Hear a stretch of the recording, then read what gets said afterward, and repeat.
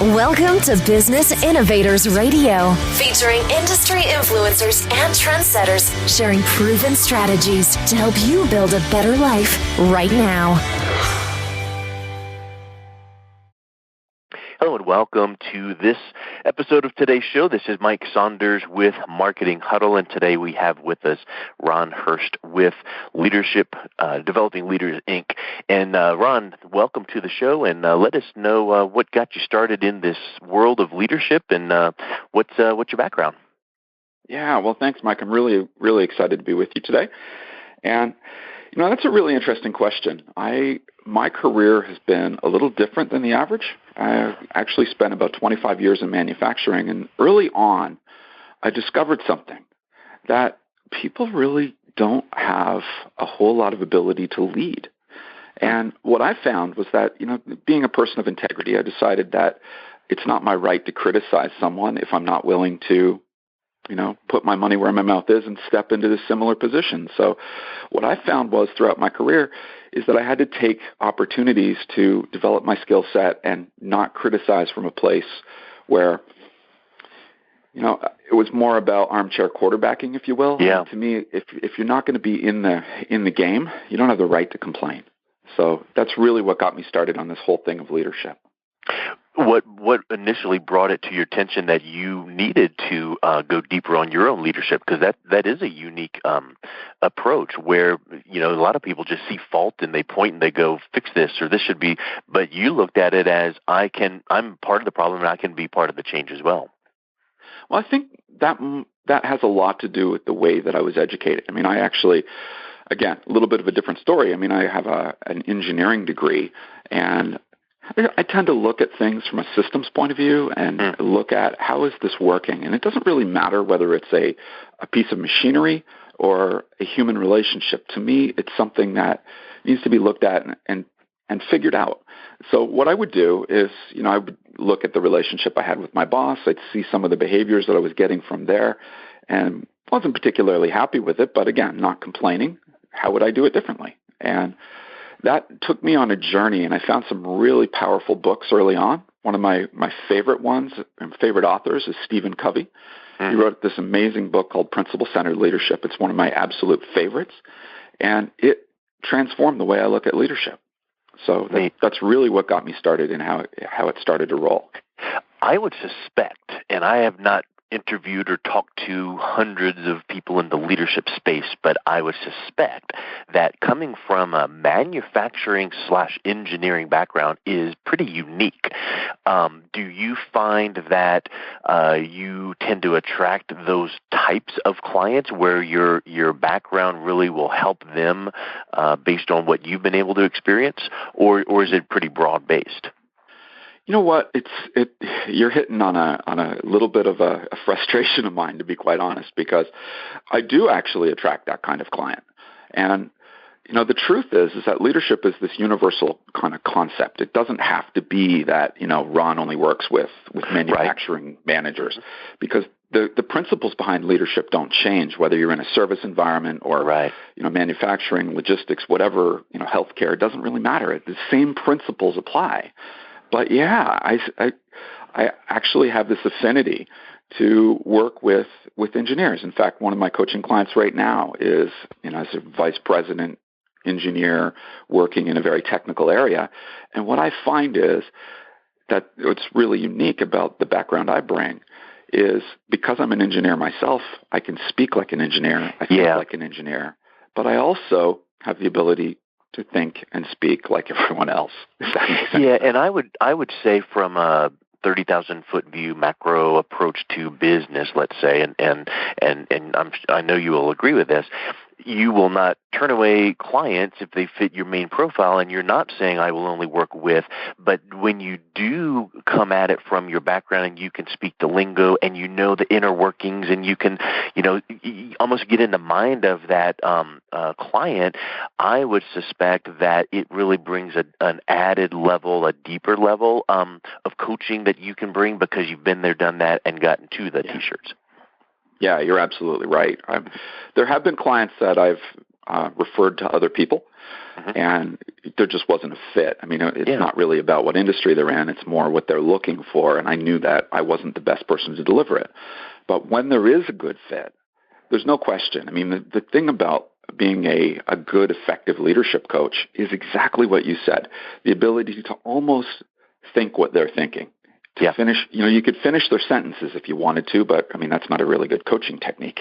Yeah, you need to let people talk. Yeah, you got to let them talk. And really what's powerful is if you can think what they're thinking, then you know the next question. And it's the question they need to hear. And they can't find the question on their own.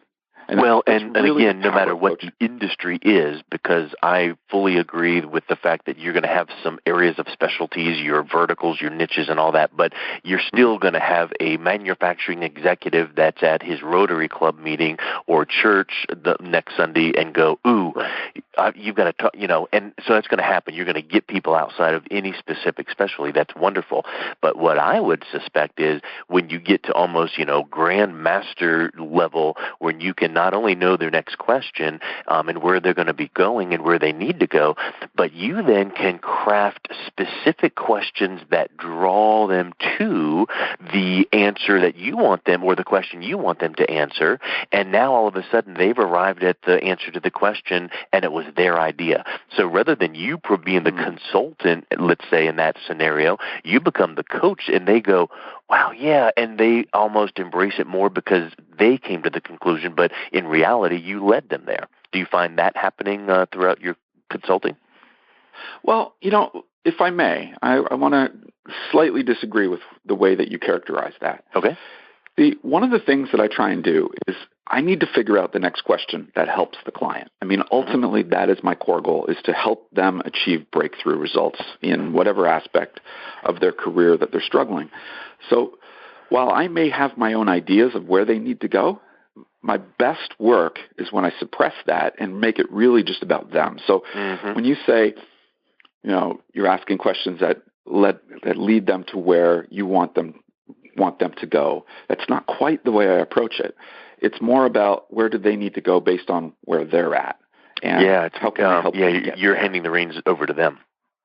Yeah, I mean, the beauty, there's this really cool quote, this Chinese philosopher Lao Tzu once said, of the best leaders, the people say, we did it ourselves. And to me, that servant leader kind of ethos is so crucial as a coach because my ego's not there. I mean, if I'm at my best, my ego's not involved. It's not about me. It's about the client. It's about what they want to achieve and how can I help them get there. And what's more powerful than to have somebody else that's so totally in your corner that they're trying to get you where you want to go. I mean, to me, that's the ultimate in coaching. Yeah, that is really cool. It's kind of like the old saying, there's no I in team, but there's also no I in leader, and I think that sometimes, maybe you could disagree with this too, but sometimes leaders tend to go, look at me, I led the team, well, in reality, if the spotlight is shining on your team, everybody knows that you were the leader part of it. You can be in the back nodding and smiling, but everyone knows you were part of it, but let the team take the win. The beauty of, there's this old quote that I think Kennedy once used quite often, that the tide rises all boats, is absolutely true. I think that as a leader, you need to give the credit away. Take full responsibility for the failures. Give all of the credit away. And what does that do? It draws people around you that recognize that you appreciate them. And the more they feel appreciated, what are they going to do? The more they're going to want to give you. Yeah. And it just is this ever-increasing cycle of virtue. I mean, it's just a beautiful thing when it's done right. But if you start hoarding it... Have you ever read the book by Bob Berg called The Go-Giver? You know what? It's sitting on my bookshelf. Well, you need to read it. It will take you about 2.5 hours. It's a really fast read. But for everyone that is listening to know about this book, it really goes along with what you just said. And too many times, and it's a play on words of, he's a real go-getter. Well, maybe switch it around. It's a real go-giver. And when you can give first and come from that position of giving, servant leadership, serving, that these days, it really is so different. People are not wired that way. And when they see that in whoever, your business, selling widgets or your business in whatever industry, that really does stand out.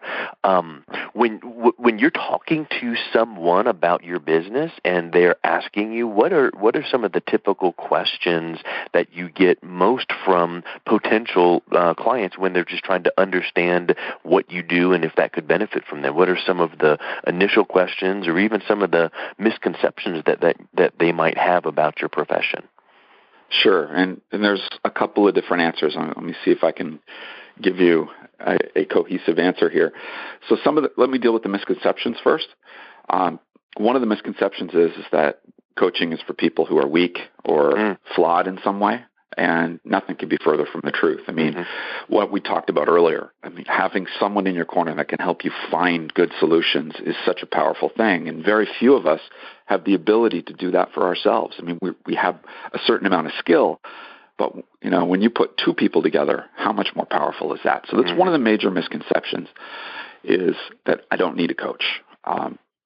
One of the questions that comes up most often, because most people don't think they need one, they hardly ever approach coaching directly. What they tend to do is they come to me with a problem. And the most common problem that I get is, I don't know how to motivate my team. How do I do that? Okay. And, it's actually a core leadership issue, this idea of motivation. And it's really kind of interesting, because the best motivation is your own personal example. And what I try to do is use a blend of coaching and training to actually show people how to be the leader that they need to be successful. Be integrating themselves into a model of leadership that's effective. So being themselves, but also being the leader. So by setting a solid personal example, by creating the right kind of powerful trust-based relationships, motivation becomes a very easy thing to achieve. I mean, the reality is that most people in business, if you look at the Gallup results that says that only 31% of people in this country are engaged. In other words, they want to give you of their discretionary output, right? Their discretionary effort. Only 31%. So what's up with the other 69? Yeah. If you think about it, 2 out of those, like 21%, are actively disengaged. They will look for ways to undermine your success. The 50 in the middle, they're kind of the swing vote, if you will. I mean, if we can get some of them over to the engaged side, how much more powerful would our organization be? And the reality is, employees everywhere are crying out to matter, right? They want to matter. They want to be known. And if you, as a leader, can figure out how to do that for them, it's such a powerful thing. And I've, as a manager myself, I've practiced this and gotten incredible results, turned around organizations, created powerful teams that were able to outperform anything in their industry. It's really quite remarkable.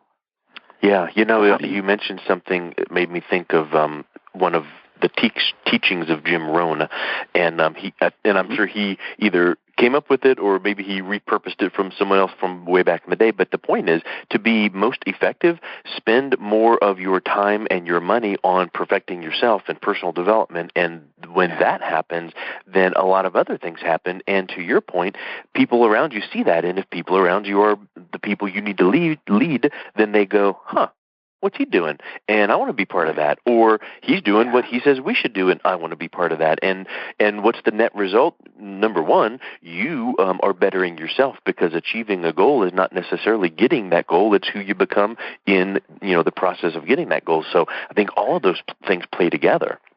They do. And if I may, there's a verse in Proverbs that I'm very fond of. And Jim Rohn and every motivational speaker in the world will quote this in one way or another. As you think in your heart, so are you. Mm-hmm. All leadership begins inside of you. And I love what you're saying, Mike, because what actually happens is that the more we work on ourselves, the greater level of peace we have with who we are. There may be parts of you that you don't like, right? You can't look in the mirror because of something that you've done. And at some point, you've got to forgive yourself and have peace with who you are. And when people see that, they see this sense of peace and serenity about you, they're attracted to it.